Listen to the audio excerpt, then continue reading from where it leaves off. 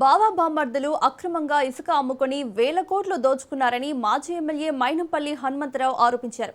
మెదక్ పట్టణానికి చెందిన మెదక్ సొసైటీ మాజీ చైర్మన్, మాజీ కౌన్సిలర్ చింతల నర్సింహులు, మున్సిపల్ మాజీ వైస్ చైర్మన్ ఉప్పల కిష్టయ్య, మాజీ కౌన్సిలర్ మాడిశెట్టి అంజయ్య తమ అనుచరులతో కాంగ్రెస్ పార్టీలో చేరారు. బీఆర్ఎస్ ప్రభుత్వ హయాంలో మంత్రిగా ఉన్న హరీష్ రావు హవేలీ ఘనపూర్ మండలం సర్దన వద్ద మంజీరా నది నుంచి కొల్చారం మండలం కొంగోడు వద్ద హల్దీవాగు నుంచి అక్రమంగా ఇసుక తరలించి అమ్ముకున్నారని ఆరోపించారు. సర్దన్ల దోషింది నువ్వే, కొంగోడుల దోషింది నువ్వే.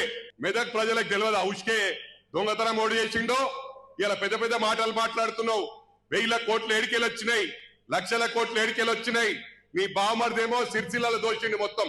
దోస్తే ఆయన దళితులు అడ్డుకుంటే 3rd డిగ్రీ చేయించి ఇప్పటికి కూడా సంసారానికి పనికి రాకుండా పోయినరా దళిత సోదరులు అని చెప్పి కూడా ఈ సందర్భంగా తెలియజేస్తా ఉన్నా. నేను ఇన్ని రోజులు నోరు తెరవలే బిడ్డ. నీ ఎంబడున్నదాన్ని కుంభకాణాలు చేసిండ్రు.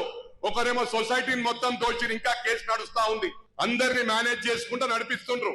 ప్రభుత్వం ఉన్నప్పుడు ఇవాళ అన్ని కుంభకోణాలు కూడా బయట తీస్తాం. మీ క్యారెక్టర్ లేని వాళ్ళని కూడా బయట గుంచుతాం. ఇవాళ ఎవరో పెట్టినా మేం పెట్టినా అంటారు. భయపట్టడం కాదు, వాస్తవాలు చెప్పడానికి భయపడే సమస్య లేదని చెప్పి మా కార్యకర్తలకు పటిష్టమైన క్యాడర్ మా కాంగ్రెస్ పార్టీలో బ్రహ్మాండమైన కార్యకర్తలు ఉన్నారు.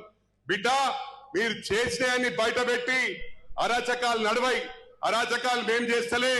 మాకు తాగుడు అలవాటు లేదు, పత్తాలాడము, వేరే చెడ్డ అలవాటు లేవు. ఎందుకు భయపడాలా? మేము పని చేస్తున్నాం, ఉన్నది ఉన్నట్టు మాట్లాడతాం.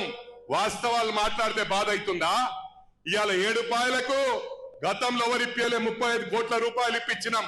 మరి 10 సంవత్సరాల్లో ఏ ముఖ్యమంత్రి కూడా, మరి గౌరవ మాజీ ముఖ్యమంత్రి కేసీఆర్ గారు వచ్చిర్రా అని అడుగుతా ఉన్నా. గతంలో ఏ ముఖ్యమంత్రి కూడా రాలేరు. ఇవాళ మా గౌరవ ముఖ్యమంత్రి 7 పాయలకు వచ్చి అక్కడ అమ్మవారి దర్శనం చేసుకొని మరి అక్కడ 35 కోట్ల నిధులు ఇచ్చిన ఘనత మా గౌరవ ముఖ్యమంత్రి గారికి దక్కిందని చెప్పి సందర్భంగా మనం చేస్తా ఉన్నా. ఉష్కే సర్దన్ల దోషింది.